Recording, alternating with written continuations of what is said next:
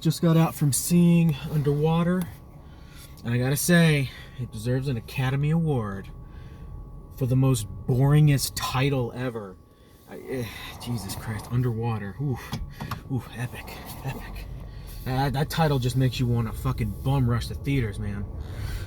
In all seriousness, no, it wasn't that bad, honestly. It really wasn't that bad. In terms of a January horror movie, it was essentially Citizen Kane, and I don't mean that in like the passive aggressive way that it probably comes off. January is pretty much universally known as the month where studios dump their shit in the theaters. And this movie's no exception, I guess, in the studio's eyes, because apparently it had gotten pushed back several times, and then they just kind of put it on the shelf, I guess, and they're just like, fuck it. And then they just decided to release it this month. I guess, if I understand the story correctly. But, in all honesty, it really wasn't that bad. If you're gonna go see a horror movie in January, this is probably the best one you're gonna see. I'm gonna go ahead and put my foot down on it and say it's the best one you'll see this month, because January, nothing fucking good comes out in January. And 1917 doesn't count, by the way, because it premiered in December. It premiered last year, not this year, so it does not count as a 2020 movie.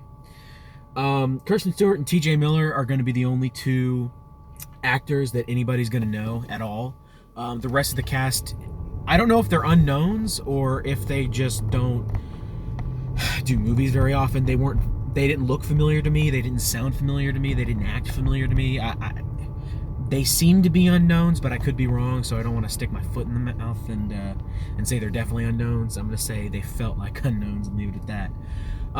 It's a simple enough premise. It's essentially just super deep sea drill and the what's the trench name?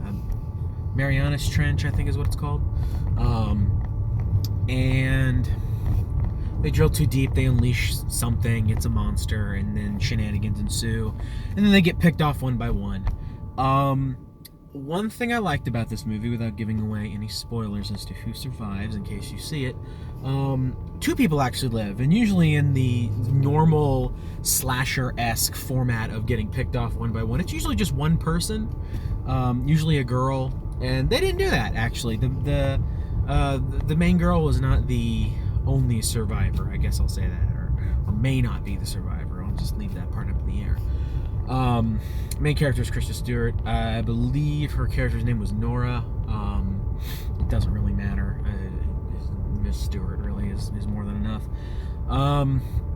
There were some bits of levity in the movie. There are a few jokes here and there. Most of them landed, but never made me laugh out loud. It was mostly a chuckle or a smirk. So in terms of landing, it's what I would define as like a soft landing. The effects were good, and by that I mean a lot of them were practical, and they hid the CGI very well in darkness and muck from the seafloor, which was brilliant, because the CGI probably didn't look very good. And so hiding it the way they did made it look better, and it made it mesh better with all the practical effects, because a lot of the sets were practical, and by that I mean all of the interiors looked practical to me. I didn't spot any annoying CGI bits, which I applaud the movie for. My headcanon is that an evil corporation was digging because they wanted to awaken Great Cthulhu, and they awoke Dagon instead, because I guess I'm spoiling what the monster looked like. The monster looked like Dagon to me from like the Cthulhu mythos. And that was a lot of fun, actually. I was totally on board with the movie when I had the headcanon of them drilling too deep to awaken a great old one. And then all of a sudden I was like, all right, I'm being entertained by this movie. Hell yeah. Too many jump scares, honestly. It does rely on jump scares. But all in all, when you put that, when you walk into the theater with that headcanon, it's actually a lot of fun. You're like, they're drilling to awaken a great old one. This will be great. And it actually is when you when you look at it that way. 6 out of 10. 6 out of 10. I had fun with it. It's not going to set the world on fire. Nothing about it stands out as particularly great. it was above average. And you know what? For January, that's pretty goddamn good.